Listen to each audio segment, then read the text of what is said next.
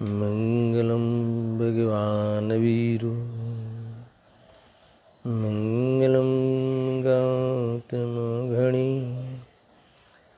मंगलम कुंद कुंदारी जय गरिमोस्तु मंगलम सर्वमंगलमांगल्यम सर्वकल्याणकारकम प्रधानं सर्वधर्माणां जैनं जयितुं शासनं जैनं जयितुं शासनं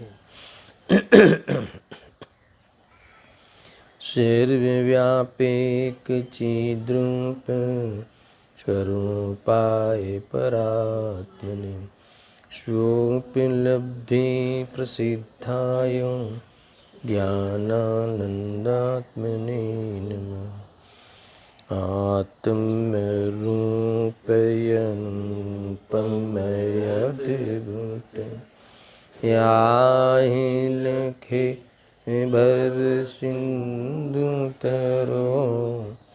आत्मरूप।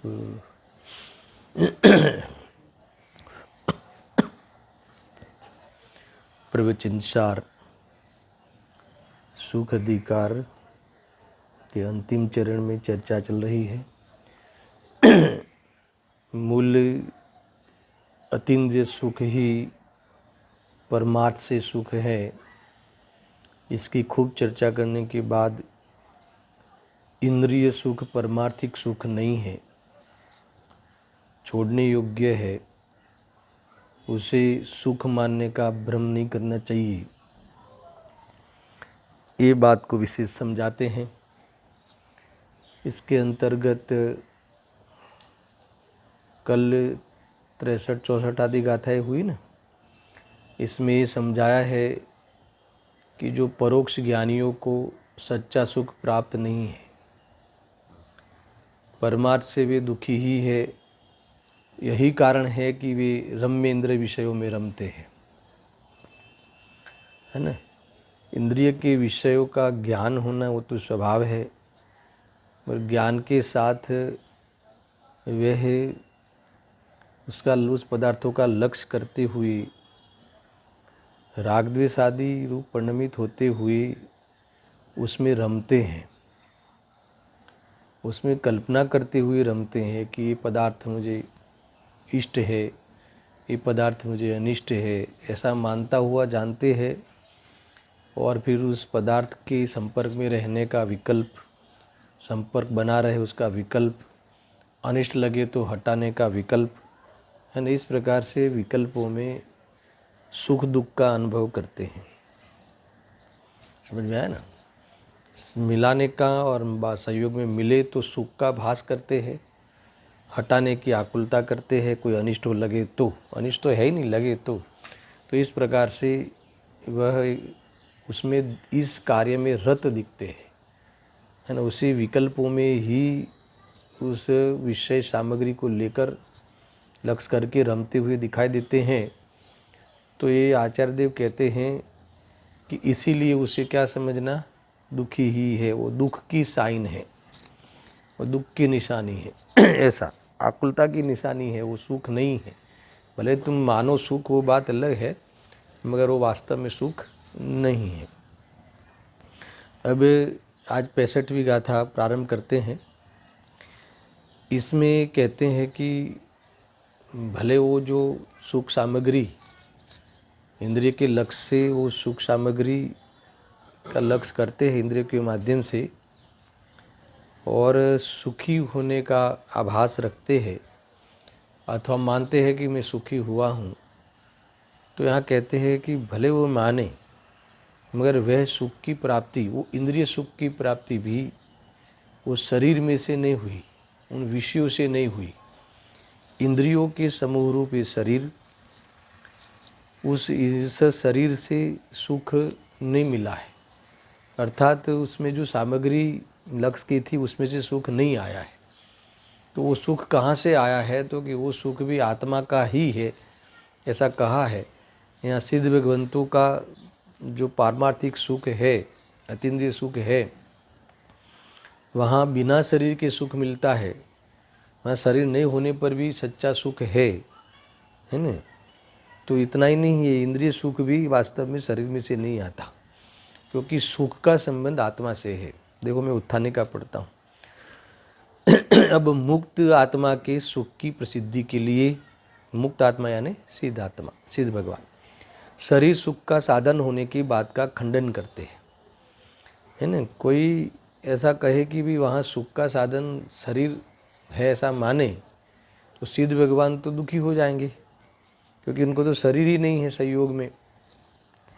तो वहाँ जैसे अनंत सुखी, अव्याबाद सुखी हमारे सिद्ध भगवान शरीर नहीं होते हुए भी है, तो वैसे ही ये इंद्रिय सुख में भी भले शरीर का लक्ष्य करे, इंद्रियों के द्वारा सामग्री का लक्ष्य करे, मगर वो जो भी सुख वहाँ वो मानता है, वो सुख भी न इंद्रियों से आता है न वो सामग्री से आता है। तो कहाँ से आता है वो बात खड़ी होती है ना। पढ़ते हैं, देखो। और सिद्ध भगवान के शरीर के बिना भी सुख होता है, यह बात स्पष्ट समझाने के लिए संसार अवस्था में भी ये जो शरीर सुख का, इंद्रिय सुख का साधन नहीं है, ऐसा निश्चित करते हैं, वो निर्णय कराते हैं। यानी शरीर अवस्था में भी, संसार अवस्था में भी ये जो शरीर जो है वो सुख का कारण नहीं है, वो इंद्रिय सुख का कारण नहीं है। पहले तो इंद्रिय सुख दुखी है ये भी बताया, सुख है ही नहीं। फिर भी जो तो सुख मानता है वो शरीर से नहीं उत्पन्न होता, ऐसा कह रहे हैं। देखो, कुल मिला के कहना है कि सुख का संबंध आत्मा से है। अरे इंद्रिय सुख का संबंध भी शरीर से नहीं है, वास्तव में आत्मा से है। अभी आत्मा से है उसका क्या अर्थ है ना, स्वयं से है उसका क्या अर्थ है, उसकी चर्चा आगे करनी है। देखो यहाँ कहते हैं कि परोक्ष ज्ञान वाले जो सुखी दुखी है वह भी स्वभाव से है, यानी अपने से ही है, स्वयं से है। सुखी दुखी होते हैं वो अपनी कल्पना से है, यानी स्वयं से है, आत्मा से है, स्वभाव से है। इसका अर्थ क्या? स्वयं से है। और स्वभाव से है इसका अर्थ कि पर से नहीं है। स्वभाव का अर्थ वो कोई आत्मजनित स्वभाव और वो वाला सुख की बात नहीं है इंद्रिय सुख में।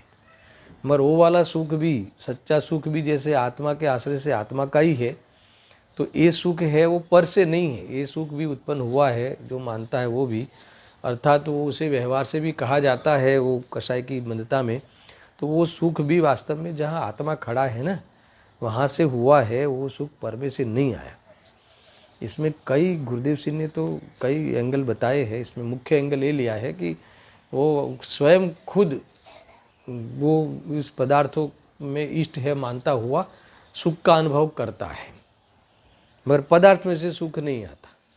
वो माने नहीं तो वो ऐसा माने कि मैं दुखी हूँ तो दुख का अनुभव करता है, और ऐसा माने कि मैं पदार्थ मिल जाने से मैं सुखी हो गया तो सुख का अनुभव करता है।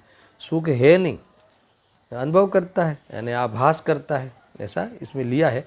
एक तो ये एंगल भी बताया है, और भी एंगल मैंने कई बार बताया है कि भले वो सुख जो है, चाहे शांति हुई है, वो सारी शांति आत्मा से ही आती हैं। तो कैसे आती है आत्मा से ये वाली, मुझे सुख में भी जो शांति मिलती है, तो वो सारी चर्चा हम मूल गाथा में जाके करने वाले हैं, विस्तार से होगी।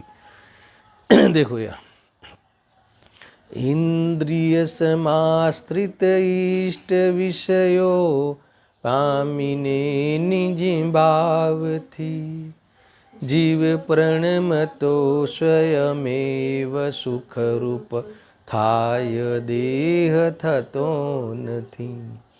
जीव स्वयं सुख दुख रूप होता है ना। सुखी होना, दुखी होना, वो स्वयं आत्मा अपने स्वयं से होता है, वो स्वयं स्वभाव से होता है, या अपने शुद्ध स्वभाव को भूल कर होता है, या परलक्ष्य करके रागादि भावों को पूर्ति करके भ्रम से सुख का आभास करता है, मगर पर से नहीं होता।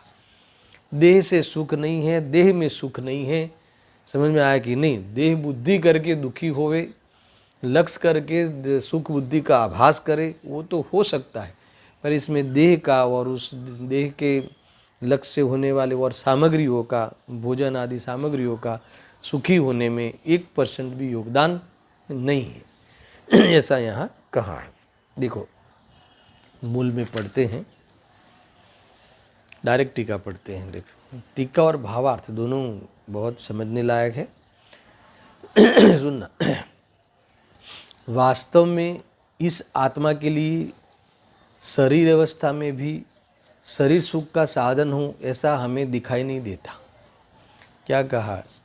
शरीर अवस्था में भी यानी संसार अवस्था में भी, इंद्रिय सुख के प्रसंग में भी, इंद्रिय के लक्ष्य से होने वाले भोग प्रवृत्ति में और उस भोग प्रवृत्ति के काल में जो इंद्रिय सुख जो कहता है, मानता है, इंद्रिय सुख मान के भोगता है, उस सुख में भी इंद्रिय के समूह रूप इस शरीर का, यहाँ कहते हैं कि उस शरीर सुख का साधन होता हो ऐसा हमें दिखाई नहीं देता, ऐसी सिद्धि नहीं होती।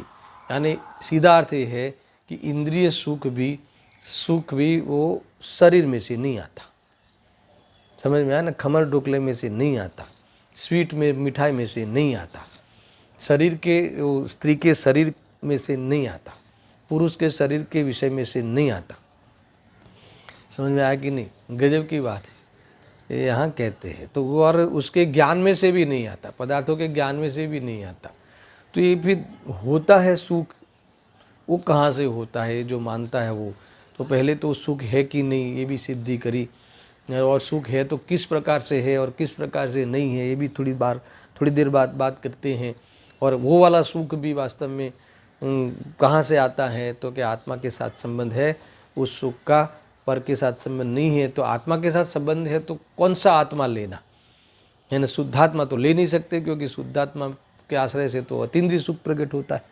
तो कौन सा आत्मा लेना? तो भावार्थकार ने उसे अशुद्ध आत्मा कहा है। तो अशुद्ध आत्मा का काम है, यहाँ लिखा है वो अशुद्ध स्वभाव है ना? ये जो इंद्रिय सुख है वो अशुद्ध स्वभाव है। तो क्या है वो सारी चीज़ें इसमें खुलासा बंद आने वाली है। पहले टीका पढ़ते हैं। देखो, वास्तव में इस आत्मा के लिए शरीर अवस्था में भी शरीर सुख का साधन हो ऐसा हमें नहीं दिखाई देता। आचार्य अमरचंद्र देव कहते हैं, क्यों ऐसा कहते हो? क्योंकि तब भी मानो उन्मादजनक मदिरा का पान किया हो ऐसी प्रबल मोह के वश वर्तने वाली यह विषय हमें इष्ट है। इस प्रकार विषयों की ओर दौड़ती हुई इंद्रियों के द्वारा असमीचीन अयोग्य परिणति का अनुभव करने से जिसकी शक्ति की उत्कृष्टता परम शुद्धता रुक गई है ना? ऐसा परम शुद्धता रुक गई है तो अशुद्ध परिणमन हुआ है उस समय। तो समझ में आया ना? तो इससे वो बात निकालनी है कि ऐसे प्रसंग में भी, आगे कहने वाला मैं पढ़ लेता हूँ पूरा, ऐसे प्रसंग में भी है ना, अपने ज्ञान दर्शन वीर्यात्मक स्वभाव में परिणमन करता हुआ यह आत्मा स्वयं सुखत्व को प्राप्त करता है। कौन सा सुख? इंद्रिय सुख भी स्वयं। और कैसा है? जो कि वो जो आत्मा का दर्शन ज्ञान स्वभाव है वो स्वभाव में परिणमन करता हुआ, ये वास्तव में ये दर्शन ज्ञान स्वभावी आत्मा ही, ये जो इंद्रिय सुख है वो निश्चय से वो ही उस रूप परिणमता है, ऐसा कहना है ना? निश्चय से लेखा ना, जो कि सुख के निश्चय कारण रूप है। कौन? आत्मा निश्चय कारण रूप, यानी ये इंद्रिय सुख का निश्चय कारण रूप कौन है? तो कि पदार्थ नहीं है, शरीर नहीं है, कौन है? आत्मा है। कौन सा आत्मा? दर्शन ज्ञान स्वभावी जो आत्मा है, ये जीव जो है, स्वयं जो है, यहाँ लक्षण बता के बताया कि जो स्वयं मैं हूँ अथवा स्वयं जो आत्मा है वो इंद्रिय सुख में जो दिखता है वो स्वयं वास्तव में उस रूप परिणमा है ना? वो स्वयं ही उस रूप हुआ है, वो स्वयं ने ही सुख को प्राप्त किया है, शरीर में से प्राप्त नहीं हुआ है। ये बात यहाँ कहा है। किंचित भी उसमें से नहीं मिला है, क्योंकि दोनों में अत्यंत अभाव है। छूता तक नहीं तो सुख क्या देगा शरीर, है ना? हम तो सारा जीवन शरीर, उसका नाम भी शरीर सुख दिया है, इंद्रिय सुख यानी शरीर सुख। शरीर सुख तो इसलिए कहते हैं कि उसका लक्ष्य करता है इसीलिए, और वो सुख भी आत्मा का है, आत्मा ही परिणमता है। ये सारी चर्चा इसमें समग्र रूप से हुई। मैं अब टीका का एक एक कथन पढ़ता हूँ और इसका खुलासा करता हूँ। देखो ख्याल में आवे ऐसा विषय बहुत रोचक विषय है। कई बार मैंने इस विषय को आपके सामने रखा है, कई बार कहा है कि ये जो हमें है ना, ये जो भोजन करने के बाद जो तृप्ति मिलती है, सुख मिलता है, वो कहाँ से आता है? भोजन में से आता है कि आत्मा से आता है? सुख चीज़ है किस में? भोजन में है कि आत्मा में है? तो सुख भोजन में से आएगा कि आत्मा में से आएगा? आत्मा से आता होता हुआ भी भोजन से मानता है, वो अज्ञान है ना, वो उसकी अशुद्ध अवस्था है। समझ में आया कि नहीं?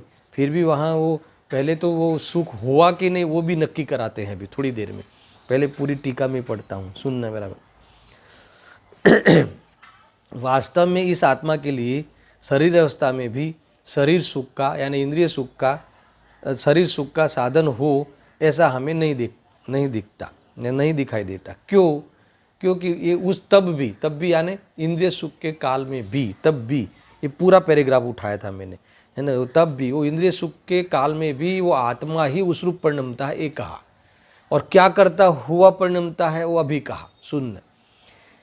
क्योंकि तब भी मानो उन्मादजनक मदिरा का पान किया हो ऐसी, उन्मादजनक यानी ख्याल में है ना, नशे में मदिरा का नशा का जैसे पान किया हो, नशे में जैसा हो ना, नशे में ऐसा प्रबल मोह के वश वर्तने वाली, ऐसा इसमें मोह का नशा है। इंद्रिय सुख में क्या है?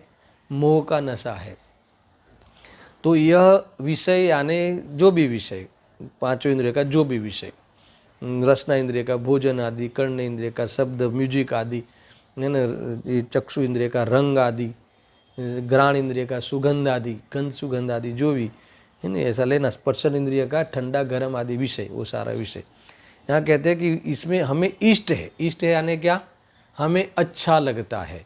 अब ऐसा लगता है तो ये क्या किया है इसने? मदिरा का पान किया है, ये नशे में है। ये लगा कभी ये नशा खरेखर नशा है? मदिरा का नशा तो कोई नशा ही नहीं है, समझ में ना। हमें ये अच्छा लगता है, हमें इष्ट लगता है, हमें ठंडी चीज़ें बहुत अच्छी भाती है। ये क्या समझना कि इसने शराब पिया है मोह का, है ना, ये बकवास करता है, ऐसा समझना। कई बार लेते हैं, कोई लगे कि कर्तृत्व आदि में भी बहुत लिया ना कि मैंने कमाया है, ऐसा कोई माने, ऐसा मानकर कथन करे तो क्या समझना कि ये बकवास करता है। आत्मा है वो कमा ही नहीं सकता, है ना, ऐसा करके अहंकार का भोग करता है। समझ में શું થયું? हाँ, अहंकार का भोग करता है। समझ में आया कि नहीं? ऐसा देखो, क्योंकि तब भी मानो उन्मादजनक मदिरा का पान किया हो ऐसी प्रबल मोह के वश वर्तने वाली यह विषय यानी जो भी विषय जो लक्ष्य करता है वो विषय हमें इष्ट है। इस प्रकार विषयों की ओर दौड़ती हुई इंद्रियों के द्वारा, है ना, इस विषयों की ओर कौन दौड़ता है? परिणति किसकी? जीव की, आत्मा की, है ना, राग सहित ज्ञान की। वो परिणति इसके पीछे भागती है यानी इसके पीछे रुकती है। भागती है उसका अर्थ उसके पीछे पड़ी रहती है, ऐसा भागती है इसका अर्थ है उसी में ही रत रहती है। ऐसा कौन? जीव की परिणति, आत्मा की परिणति।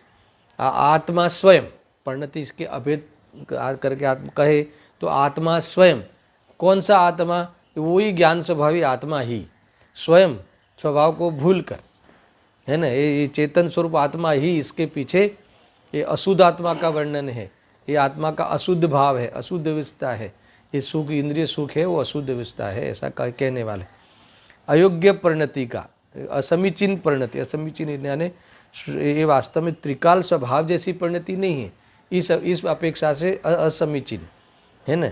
और स्वयं परिणमता है अपने स्वभाव से, यानी स्वयं परिणमता है, स्वयं उस में मेरे लिए इष्ट है, ऐसा कौन मानता है? वो पदार्थ मनवाता है या पदार्थ आपको मजबूर करता है? क्या वो लड्डू आपको मजबूर करता है कि तुम मुझे भोग, अर्थात मैं तेरे लिए अच्छा हूँ ऐसा तुम मान, ऐसा हमें वो मजबूर करता है? वो नहीं करता ना। तो वो कौन करता है? कि जीव स्वयं करता है। जीव स्वभाव से यानी स्वयं ही स्वाभाविकपणे स्वयं ही करता है। ये पर्याय स्वभाव ले लो, ये विकार वाला ये स्वभाव ले लो, कषाय वाला ये स्वभाव ले लो, ये भी स्वभाव ही, भाव भी पर्याय का एक स्वभाव है। समझ में आया कि नहीं? तो वो इसीलिए वो खरेखर स्वभाव से ही ऐसा भोगने रूप रत रहता है, इसीलिए वो स्वयं ही सुख का आभास करता है, इसलिए सुखी हुआ ऐसा मानता है। फिर भी वो क्या है, दुखी है। क्यों दुखी है, आगे की गाथाओं का आधार लो, क्योंकि उसमें वर्तता है। ये इंद्रिय व्याधि है, व्याधि यानी इंद्रिय का लक्ष्य करना व्याधि है, रोग है, और उस रोग का प्रतिकार करने वाले उस इंद्रिय के विषय में रत रहता है, रुचि करता है, इसलिए वो रोगी है ना। भोगी है कि रोगी है, भोगी है वो रोगी है, भोग रोग है ना। ये जीव को लगता है कि भोग स्वभाव है, और दुनिया के अरे ये शास्त्र कहते हैं कि भोग है वो रोग है, रोग को ही भोगता है, समझ, दुखी है वो, ऐसा कहा। देखो ये हमें इष्ट है, इस प्रकार विषय की ओर दौड़ती हुई इंद्रियों के द्वारा असमीचीन अयोग्य परिणति का अनुभव करने से, असमीचीन परिणति का अनुभव, ऐसा अनुभव करता है कि मुझे इष्ट है। ये नशे में ऐसा होता है ना, अज्ञान में ऐसा होता है। मोह में दो चीज़ें लेते हैं, एक तो नशा और एक अंधकार। तो मोह का नशे में ऐसा होता है कि वास्तव में जो नशा चढ़ा हो ना, तो उसमें उसे विवेक नहीं रहता, दुख को भी सुख मानता है, दुख को सुख मान के भोगता है। दुख का उपाय जो सुख का उपाय जो करता है वो दुख का ही उपाय है, सुख का उपाय मान के करता है वो। मैंने भोजन कर लूँगा तो मैं सुखी हो जाऊँगा, है ना, भोजन करूँगा तो मैं मरूँगा ही नहीं, ऐसा है। तो ये ऐसा मान कर वो दुखी होता है। देखो परिणति, ऐसी अयोग्य परिणति का अनुभव करने से जिसकी शक्ति की उत्कृष्टता, यानी यहाँ कहते हैं कि देखो लिखा है नीचे, इंद्रिय सुखरूप परिणमन करने वाले आत्मा की ज्ञान दर्शन वीर्यात्मक स्वभाव की उत्कृष्ट शक्ति रुक गई है, अर्थात स्वभाव अशुद्ध हो गया है। ख्याल में आया ना, ये ज्ञान दर्शन का परिणाम कहाँ रुक गया है, मिथ्यात्व का ये मोह के नशे में धूत है। कौन, आत्मा, ये ज्ञान, ये दर्शन है ना, ये श्रद्धा, उसमें धूत है, इसमें एक प्रकार से मलिनता को प्राप्त किए हुए है, ऐसा कह रहे हैं। जो कि सुनना, हाँ, शक्ति उत्कृष्टता परम शुद्धता रुक गई है, रुक गई है यानी वहाँ परिणति वहाँ रुक गई है, रम गई है, उसमें मोह को लेकर उन पदार्थों के पीछे भ्रम से मैं सुखी हो गया ऐसा मानकर अनादि से वहाँ पड़ा है, अड़ा है, और वास्तव में जीव दुखी हो रहा है, ऐसा कहते हैं। देखो आगे कहते हैं, अब सुनना, जोड़ते हैं इस बात को। ऐसा कौन करता है, तो इस शरीर के कारण नहीं हुआ है ऐसा, इस रूप इंद्रिय सुख रूप जो ये इस दशा का ही सुख की दशा, ऐसा कौन परिणमा है, तो क्या आत्मा स्वयं परिणमा है।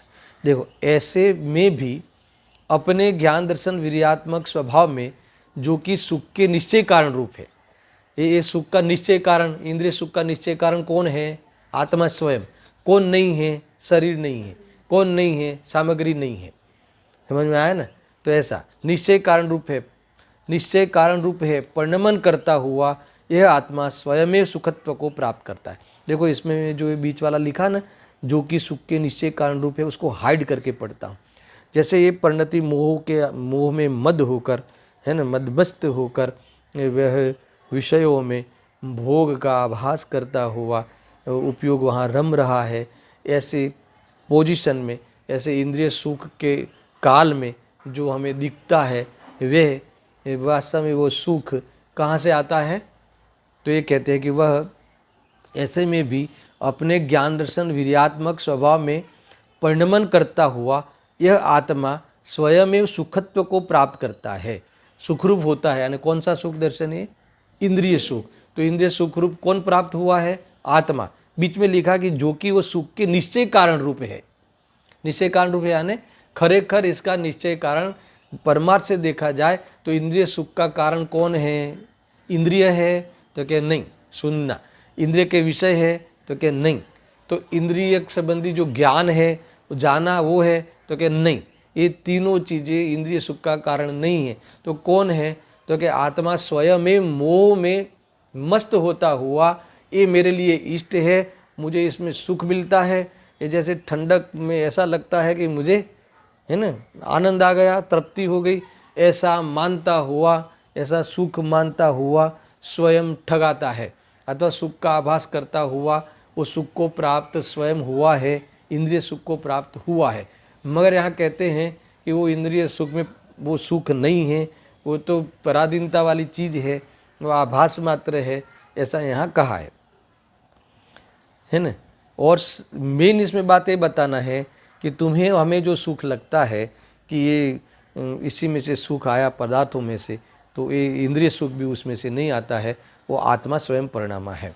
और शरीर तो अचेतन ही होने से सुखत्व परिणति का निश्चय कारण न होता हुआ किंचित मात्र भी सुखत्व को प्राप्त नहीं करता। देखो, ये जो भी शरीर ले लो, वो विषय ले लो, ये सो बाह्य में जो भी खान पान के जो पदार्थ है, व्यंजन है, वो सब तो जड़ है ना।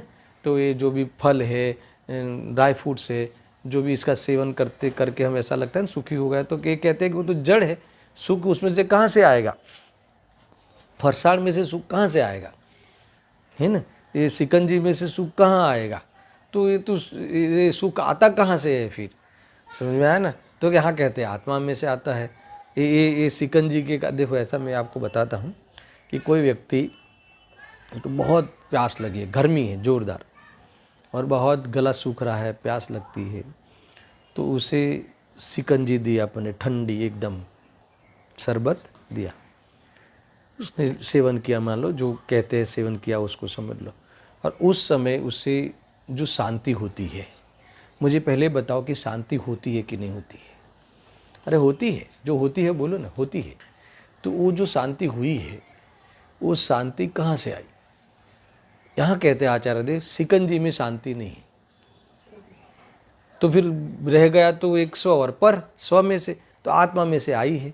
तो आत्मा में से आई है तो कैसे आई है, तो कि मैंने कई बार लिया है विषय, ये अभी प्रसंग है इसलिए फिर से कहता हूँ, और मैं आचार्य का आधार दे के यहाँ के इसमें दे रहा हूँ कि गाथा का है ना प्रमाण दे रहा हूँ कि इसमें लिखा है इंद्रिय सुख भी आत्मा में से आता है।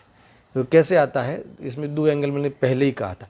एक एंगल ये है कि उस समय वो वास्तव में वो तीव्र कषाय थी, विकल्प था, तीव्र विकल्प था पीने का, है ना। तो विकल्प नहीं रहा उस समय, तो विकल्प नहीं रहा तो उतनी आकुलता घटी, समझ में आया। अच्छा, दो चीज़ें कह सकते हैं कि उस समय कषाय मंद पड़ी, और दूसरा तीव्र कषाय नहीं रहा। तो कषाय मंद पड़ी इसीलिए सुख हुआ, वो तो है ही नहीं, कषाय में से सुख नहीं आता। पर तीव्र कषाय नहीं रही, तो नहीं रही, ये तो ये फिर स्वभाव रहा, तो इसीलिए वहाँ शांति हुई है। मगर फिर भी वह शांति क्यों नहीं है, क्योंकि उसने ग्रंथि भेद नहीं है। मैंने बहुत पहले भी ये विषय लिया है, यानी उसने तो ऊपर से ऐसी ग्रंथि कर दी कि मुझे सिकंजी से सुख आया, ऐसा मानता हुआ। मगर फिर भी ऐसा कौन मानता है, आत्मा। गुरुदेव जी ने इस विषय पे ताकत दी है, और ये दोनों विषय ले सकते हैं कि भी एक तो इस शांति आई है लॉजिकली, वो तो आत्मा की ही है, क्योंकि वह आत्मा का स्वभाव है, वहाँ त्रिकाल आत्मा खड़ा है ना, सुख स्वभावी आत्मा खड़ा है। तो कषाय मंद पड़ी है थोड़ी सी, तो वहाँ कषाय तीव्र न रही है, इसलिए शांति लगती है। तो वो शांति लगती है, वो आत्मा की हुई, स्वभाव की हुई, फिर भी स्वभाव के आश्रय से नहीं हुई है ना। वो तो ऐसा मानता हुआ है कि मुझे सिकंजी से हुई है, इसीलिए इसे अशुद्ध स्वभाव कहा। देखो, कितनी भी मतलब यहाँ कहते हैं कि तीव्र कषाय कभी निरंतर नहीं रहती, नहीं तो जो स्वभाव है ना वो जड़ हो जावे, समझ में आया ना। इसलिए वो भगवान आत्मा वहाँ विराजमान है, वहाँ स्वभाव है त्रिकाल स्वभाव, शुद्ध स्वभाव, सुख स्वभाव, इसीलिए कभी ऐसी कषाय नहीं आ जाती कि आवरण हो जावे पूरा आत्मा पे। इसलिए कहीं ना कहीं थोड़ी शांति तो बनी रहती है। तो ये जो शांति बनी रहती है वो कषाय इतनी नहीं हो सकती कभी कि स्वभाव ढंग जावे। तो ये शांति ये स्वभाव की ही है, मगर वो मानता क्या है, पर पदार्थ का लक्ष्य किया है, इसलिए इसमें से आई मानता है, इसलिए वो वास्तव में शांति अशुद्ध स्वभाव कहा। अभी भावार्थ में मैं बताने वाला हूँ। तो ये अशुद्ध स्वभाव कहा। और दूसरा, गुरुदेव जी ने जो ये एंगल पे वजन दिया कि वो शांति आत्मा की क्यों है, क्योंकि आत्मा स्वयं ऐसा मानता है कि मैं सुखी हो गया, तो ऐसा सुखी हो गया मानता हुआ वो सुख का अनुभव करता है। इसीलिए वो आत्मा का सुख है, वो आत्मा की चीज़ है, वो आत्मा की परिणति है। तो कौन सा आत्मा, बार बार कहेंगे गुरुदेव से, शुद्धात्मा की बात નથી અહીંયા શુદ્ધાત્માની વાત નથી, અહીંયા तो अशुद्ध आत्माની વાત છે। અહીંયા तो भ्रम से परिणमता है, उस परिणति रूप आत्मा की बात है। कहा ना वो परिणति रुक गई है ना, इंद्रियों के विषय के पीछे दौड़ती हुई परिणति ज्ञान दर्शन की मोह को लेके रुक गई है। जो परिणति है, इससे ऐसा परिणत आत्मा ले लो, वो आत्मा ही इस सुख का दायित्व उसे है, ये सुख भी तो आत्मा का ही है, उसका नहीं है। किसका नहीं है? इंद्रियों का नहीं है, पदार्थों का नहीं है। इसमें मूल बातें आई है। देखो क्यों? क्योंकि ये कहते हैं कि सुखत्व रूप परिणमन तो आत्मा ही कर सकता है, जड़ पदार्थ कर ही नहीं सकता, क्योंकि इसमें है ही नहीं। इसलिए अतीन्द्रिय ज्ञान तो आत्मा, अतीन्द्रिय सुख तो आत्मा का ही है, पर इंद्रिय सुख भी आत्मा में से आता है, पर में से नहीं आता, ऐसा कहा। देखो भावार्थ में और लेते हैं, है ना। हाँ, सशरीर अवस्था में भी आत्मा ही सुखरूप, देखो लिखा, स्वशरीर अवस्था में भी आत्मा ही सुखरूप। यहाँ वो सुख नहीं लेना है, सम्यक दर्शन का, सम्यक दृष्टि जीव का सुख नहीं लेना है। वो अतीन्द्रिय सुख का अंश खिल गया, वो तो मूल सुख है, पर इंद्रिय सुख लिखा है इसमें ब्रैकेट में। शरीर अवस्था में भी आत्मा ही सुखरूप, इंद्रिय सुखरूप परिणति में परिणमन करता है, शरीर नहीं, है ना। क्योंकि सुखी कौन होता है? उस रूप भी सुखी कौन होता है? सुखरूप कौन परिणमित होता है? आत्मा होता है। तो ये स्वभाव से इसका अर्थ है स्वयं होता है, इसका अर्थ है आत्मा का अर्थ स्वयं परिणमित होता है, इसलिए आत्मा, इसका अर्थ ये। मगर यहाँ शुद्धात्मा वाली बात नहीं है, ये सच्चे सुख की बात नहीं है। एक खोटे सुख, कच्चा सुख, झूठा सुख भी आत्मा का ही है।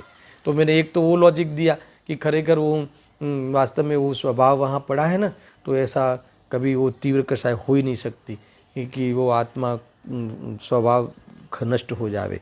इसीलिए गर्भित शुद्धता में ये बातें सब होती है। पहले बहुत लिया है इस विषय को। देखो शरीर अवस्था में भी आत्मा ही सुखरूप, इंद्रिय सुखरूप परिणति में परिणमन करता है, शरीर नहीं। इसीलिए सशरीर अवस्था में भी सुख का निश्चय कारण आया ना, सुख का निश्चय कारण यानी वास्तविक कारण कौन सा? इंद्रिय सुख का वास्तविक कारण, निश्चय कारण कौन है? जो परमार्थ से सुख नहीं है, उसका परमार्थ कारण कौन है? तो क्या आत्मा है। क्योंकि यहाँ ये बताना है कि शरीर नहीं है। समझ में आया ना। सुख कैसा है? झूठा है, परमार्थ सुख नहीं है, अपरमार्थिक सुख है। रूढ़ी से सुख कहते, इंद्रिय सुख खरेखर सुख नहीं। समझ में आया ना। क्योंकि वो आकुलता है, ऐसा ही है ना, वहाँ तो आकुलता है, विषयों में घुमा रहा। फिर भी वहाँ जो भी कोई शांति होती है, जो भी कोई जो साता को प्राप्त होता है, वो साता कर्म के उदय वाला साता कर्म में से नहीं आया। साता कर्म का उदय तो है वहाँ भी, जीव विपाकी साता कर्म, पुद्गल विपाकी साता कर्म। पुद्गल विपाकी साता कर्म में विषयों का मिलना, और जीव विपाकी साता कर्म में वहाँ उसे साता होना। मगर साता हुआ है वो अपने अशुद्ध उपादान से हुआ है। अशुद्ध उपादान क्यों?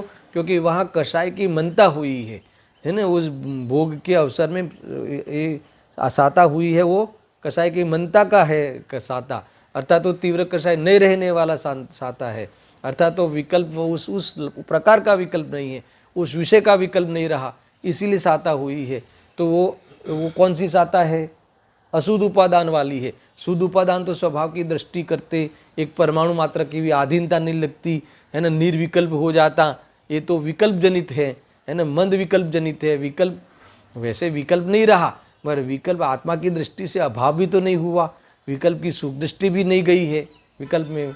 इसीलिए ये अशुद्ध अवस्था वाला भी कहने वाले हैं।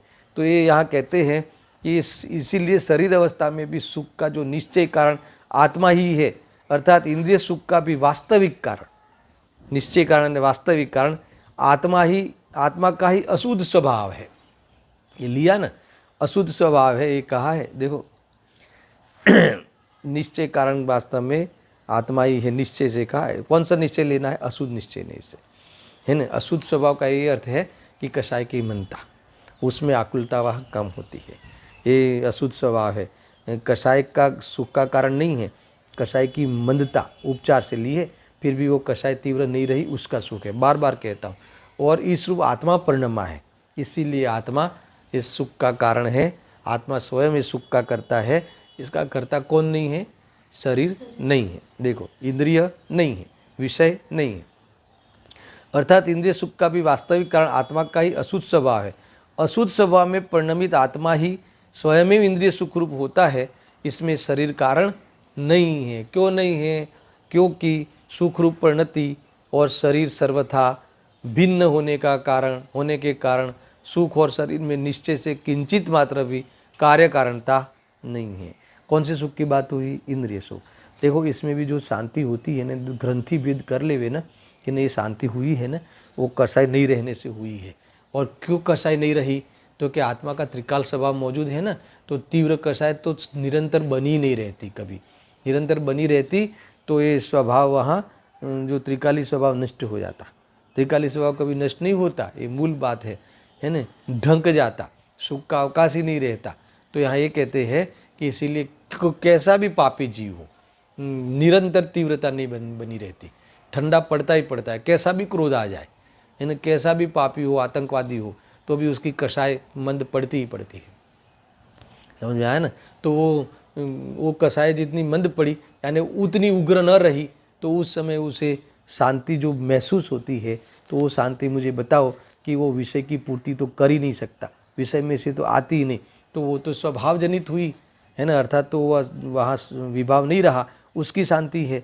फिर भी उसे अशुद्ध क्यों कही, क्योंकि उसका अशुद्ध उपादान है, क्योंकि वो कसाय में तब भी है, उस कसाय की दृष्टि भी तब भी बनी हुई है, तब भी उसे ऐसा ही लगता है कि ये ज्ञान है वो भी पर में से आया है, सुख भी पर में से आया है। समझ में आया ना। इंद्रिय ज्ञान और इंद्रिय सुख दोनों में, दोनों चीज़ें पर में से नहीं आता। अतीन्द्रिय सुख और अतीन्द्रिय ज्ञान तो आत्मा की ही चीज़ है, आत्मा की अनुभूति पूर्वक हुई है, पर इंद्रिय सुख और इंद्रिय ज्ञान भी पर में से नहीं आता। इंद्रिय ज्ञान जैसे इंद्रिय में से नहीं आता, वैसा इंद्रिय सुख भी इंद्रिय में से नहीं आता। तो उस पर्याय की योग्यता में वह कसाय की निरंतरता नहीं रहती, तीव्रता रूप, तो वहाँ आकुलता एक घटती हुई दिखाई देती है, मगर उसे वो नहीं दिखता कि एक कसाय तीव्र नहीं रही इसीलिए हुआ है, यानी स्वभाव तो मेरा त्रिकाल कसाय से रहित है, अगर मैं उसको देख लूँ तो एक कसाय उत्पन्न ही नहीं होगी।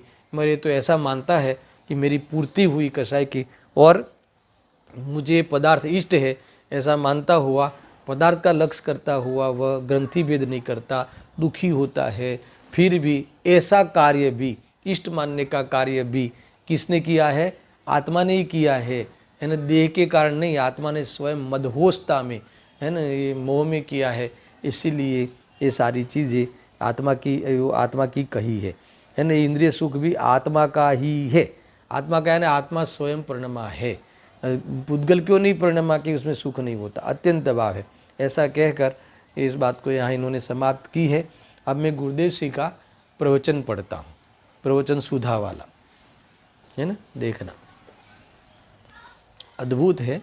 साथ में ले ही लेते हैं कुछ अंश और कल फिर आगे गाथा पढ़ेंगे।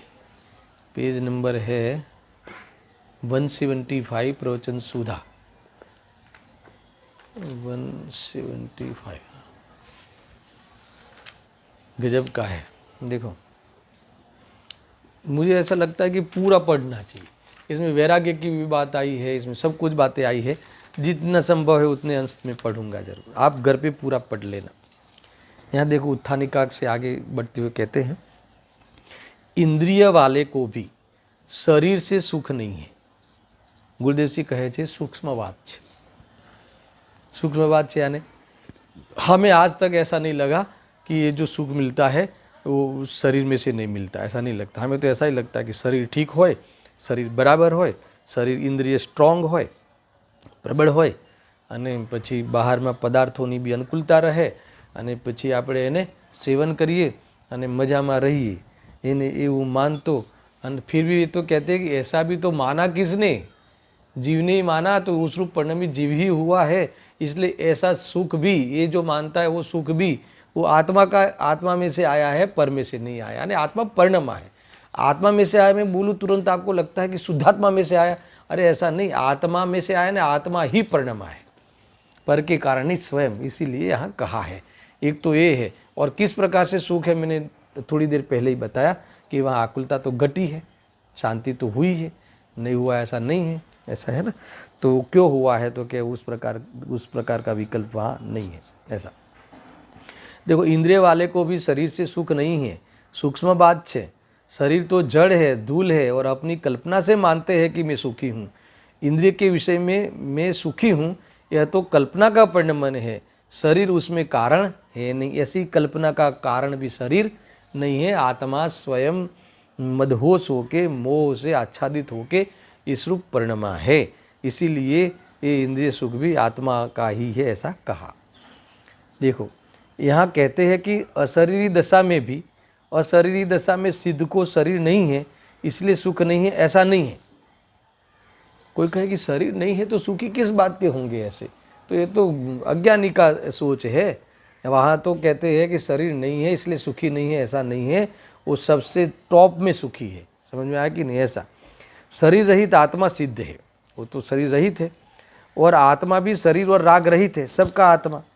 और ऐसी दृष्टि हो, सम्यक दर्शन हो, तो उसमें शरीर और राग रहित आत्मा में आनंद है, तो आत्मा का आनंद प्रकट होता है।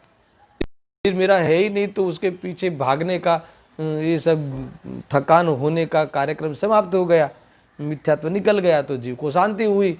तो वो शांति तो आत्मा में से आती है, आत्मा की दृष्टि से हुई है। समझ में आया कि नहीं? इसीलिए जब आत्मा की दृष्टि से सुख हो जाता हो तो फिर आत्मा में संपूर्ण समर्पण कर लेवे, और फिर वो जिसकी दृष्टि छोड़नी है वो छूटी है, वो चीज़ भी संयोग में नहीं हो, तो ऐसे आत्मा कुछ उस वो चीज़ जब है ही नहीं जिसकी दृष्टि छोड़नी है, वो शरीर संयोग में नहीं है, तो उसमें सुखी नहीं होगा, ऐसा कहाँ से आया? अरे उसकी तो सुख की दृष्टि छोड़ दी, देह बुद्धि छोड़ दी है चतुर्थ स्थान में, तो फिर देह रहा नहीं तो उसमें सुख नहीं रहा, वो बात कहाँ घटित होती है? अरे जब देह की दृष्टि छूट जाती है तब सुखी होता है, स्वभाव की दृष्टि होती है तब सुखी होता है। तो ऐसा व्यक्ति, ऐसा जीव जब पूर्ण रूप से सुख प्रकट कर लेवे तो शरीर आदि का योग नहीं रहता, नहीं बनता, तो उसमें दुखी होने का कोई मैटर नहीं है, ऐसा यहाँ कहा है। ऐसी कई बातें हैं, देखो मैं पढ़ता हूँ फिर भी एक दो पैराग्राफ। धर्म की दृष्टि में भी आत्मा में आनंद है, मुख्य तो वो मूल आनंद, वो भी याद किए बिना नहीं रहते गुरुदेव श्री। आहा अतीन्द्रिय आनंद है न, ज्ञायक शुद्ध स्वरूप चैतन्य की दृष्टि करने से यानी भेद ज्ञान के द्वारा मैं चैतन्य स्वरूप हूँ ऐसा अनुभव करने से अतीन्द्रिय आनंद है। तो पर्याय में अतीन्द्रिय आनंद को वेदन होता है, पर्याय की दृष्टि से नहीं। ये क्या कहा कि जब धर्म की दृष्टि से, जो धर्म की दृष्टि से आनंद कहा ना, आत्मा का सच्चा आनंद, वो तो देखो कई बार लिया है कि ज्ञान लक्षण के द्वारा देह आदि से भिन्न अपने को अनुभव करे, तो देह के प्रति जो भी ये जो अभी परेशान है देह की बुद्धि करके, वो चला गया तो सुखी हो गया। यहाँ कहते हैं कि अतीन्द्रिय आनंद है स्वभाव में इंद्रिय की आवश्यकता नहीं है ना, स्वभाव का अनुभव करने में, और मैं ज्ञान स्वभावी हूँ ऐसा अनुभव करने में इंद्रिय का जरूरत नहीं है। तो स्वभाव भी इंद्रिय से रहित हुआ, प्रकट हुआ, वो भी इंद्रिय से रहित होकर प्रकट हुआ। तो ये कहते हैं कि ये अतीन्द्रिय आनंद का वेदन जब होता है तो वह वास्तव में पर्याय की दृष्टि से नहीं हुआ, राग की दृष्टि से नहीं हुआ, और यहाँ कहते हैं कि शरीर की दृष्टि से भी नहीं हुआ, परंतु अपना चिदानंद स्वरूप शुद्ध प्रभु ध्रुव आनंदकत प्रभु है। सम्यक दर्शन में उसका ध्येय बनाकर जो आनंद होता है वह अतीन्द्रिय आनंद आत्मा में, उसमें आनंद होता है, उसमें कोई राग या शरीर इसमें से आनंद नहीं होता, ऐसा भी प्रूव होता है। देखो ये गुरुदेव सिंह की एक शैली है, यहाँ तो इंद्रिय सुख का खुलासा करना था तो इन्होंने अतीन्द्रिय सुख को भी याद किया है कि भाई ऐसा सुख जो प्राप्त करता है उनको इंद्रिय सुख जो है वो सुख कैसे लगेगा। वो तो उसमें तो ऐसा लगता है कि हम ये कहाँ आ गए, हमें कहाँ ये भट्ठी में आ गए, है ना, ऐसा लगता है। भट्ठी लगती है इंद्रिय सुख, उसे रोग लगता है, कितने वो दिए है उसके नाम। इंद्रिय सुख क्या है? वास्तव में भट्ठी है, उसमें आत्मा की शांति जलती है। समझ में आया कि नहीं? ये यहाँ कहते हैं कई कई कई प्रकार से वो रोग है, उसे इसमें लगता है कि मुझे रोग हुआ है ना। ये वो फिल्म भी आती थी ना पहली, प्रेम रोग ऐसा करके पहले फिल्म थी कि नहीं, हमने सुना तो है नाम। तो प्रेम रोग कह देते वो लोग, मगर प्रेम रोग वो अच्छा मानते हैं, प्रेम रोग को वो वास्तव में उपादेय मानते हैं। समझ में आया ना? देखो दुनिया में प्रेम रोग होना अच्छा माना जाता है, ये लोक में भी पागलपन है। एक बाजू रोग कहते हो, प्रेम को रोग कहते हो, और रोग कभी अच्छा होता है क्या? समझ में आएगा? ऐसा नहीं होता, ऐसा है। ये बातें आई है सारी। कौन सा रोग अच्छा है ना? कोई कहे कि नहीं नहीं ये जो होता है ना, कौन सा रोग होता है, जैसे वो कई रोग होते हैं जिसमें फल फलादि खाने की छूट मिले, टाइफाइड होवे, तो क्या ये रोग अच्छा है जिसमें फल बल खाने को मिलते हैं? तो कहते हैं कि भाई उसे पूछो जिसको टाइफाइड हुआ है ना, वो इलाज रूप उस सामग्री का सेवन करता है, मगर इसीलिए तो समझ में आया कि ये रोगी है। समझ में आया कि नहीं? यही तो बात चल रही है। जो विषयों में प्रवृत्ति करता हुआ दिखाई देता है इलाज के रूप में ही है ना, क्योंकि वो व्याधि हुई है, भूख लगी है ना, सुगंध की अंदर में तृष्णा हुई है सुगंध लेने की, तो इसीलिए ऐसे पदार्थों में उपयोग रमता हुआ दिखाई देता है। तो इसका अर्थ क्या हुआ कि ये रोगी है अर्थात दुखी है, ये कह रहे हैं। देखो सुनो, बहुत बड़ा प्रवचन है, मैं एक आध पैराग्राफ ही याद पढ़ूंगा, कल मैं पूरा प्रवचन इसमें अद्योपांत पढ़ने वाला हूँ। देखो यहाँ कहते हैं कि शरीर अवस्था में भी इंद्रिय सुख जो है वह शरीर के कारण से नहीं है। आत्मा का सुख तो वहाँ है ही नहीं, अतीन्द्रिय सुख की तो बात है ही नहीं है। पर अनादि से शरीर के वश होकर शरीर दशा में भी आत्मा ही सुखरूप इंद्रिय सुखरूप परिणमन करता है। अर्थात सुनो अभी भावासन, मुझे ठीक है, इंद्रिय का विषय ठीक है, शब्द रूप रसगंध ठीक है ना, ऐसा स्वाद ठीक है ना, ये स्मेल अच्छी है ना, और ये स्मेल अठीक है। तो ऐसा कौन करता है?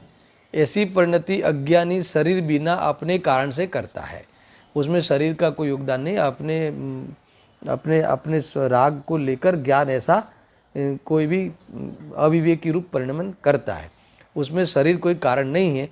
तो इंद्रिय सुख में भी शरीर कारण नहीं है, एक कहा गुरुदेव जी ने, सूक्ष्म विषय है ऐसा कहकर, और कई पैराग्राफ में इसी को खोलते हैं। आज समय हो चुका है, मैं कल इसी विषय को विस्तार से खोलूँगा। वैसे टीका भावार्थ दोनों में आपको ख्याल आया होगा, फिर भी जो एकदम सरल भाषा में, अपनी भाषा में गुरुदेव जी ने इस विषय को खोला है कि क्योंकि महत्वपूर्ण इसीलिए है कि इंद्रिय सुख भी हमें लगता है कि ये बाह्य की भोग प्रवृत्ति में से या भोग सामग्री में से आता है, तो यहाँ कहते हैं कि नहीं आता। वो भी वास्तव में आत्मा ऐसा भ्रम से सुख मानता है, एक, इसलिए आत्मा परिणमा है। दूसरा, जो भी शांति हुई है वो तीव्र कषाय के अभाव में हुई है, इसीलिए वो विषय में से शांति नहीं आई है ना। वहाँ वो आत्मा ऐसा खड़ा है तीनों काल सुख वाला कि ऐसी ताकत नहीं है परिणति में कि कषाय भी इतना धारण कर लेवे है ना कि वो आत्मा का सुख दिखे ही नहीं, तो ऐसा नहीं है। तो इस प्रकार से वहाँ वो स्वभाव है इतना सुख का कि वो पूरे का पूरा वो मतलब हमें ज्ञान में भी वो प्रतीत नहीं हो, ऐसा नहीं हो सकता। इसीलिए हमें हर समय, भले वो भोजन करते हुए, भले वो कोई भोगते हुए, हमें सुख का एहसास शांति होती है। वो शांति इतना ध्यान में आ जाए, वहाँ ध्यान चला जाए कि उस विकल्प नष्ट हो जाने से हुई है, तो पदार्थ में विकल्प करने की कोई ज़रूरत ही नहीं है, परिपूर्ण है, ऐसा हमारा स्वभाव हम देख लेवे, तो विकल्प की उत्पत्ति ही नहीं होवे, तो ये सुख प्राप्त हो सकता है। ये हमें इंद्रिय सुख के मैटर में भी हमें अतीन्द्रिय सुख का कैसे प्राप्त हो सकता है ये हम समझ सकते हैं। और ये वाली धारा है, कलम है कि नहीं, उस रूप तो आत्मा ही परिणमा है, इसीलिए शरीर में से सुख नहीं आता। तो पदार्थों की दृष्टि हटाने के लिए भी ये लॉजिक हमारे काम में आता है, उस पदार्थों के पीछे लोलुपता छोड़ने के लिए भी ये लॉजिक हमें है ना काम आता है। इस प्रकार से समझे, और बाकी की चर्चा कल होगी। सहजानंदी शुद्ध स्वरूपी अविनाशी हूँ आत्मस्वरूप। सहजानंदी शुद्ध स्वरूपी अविनाशी हूँ आत्मस्वरूप। सहजानंदी शुद्ध स्वरूपी अविनाशी आत्मस्वरूप।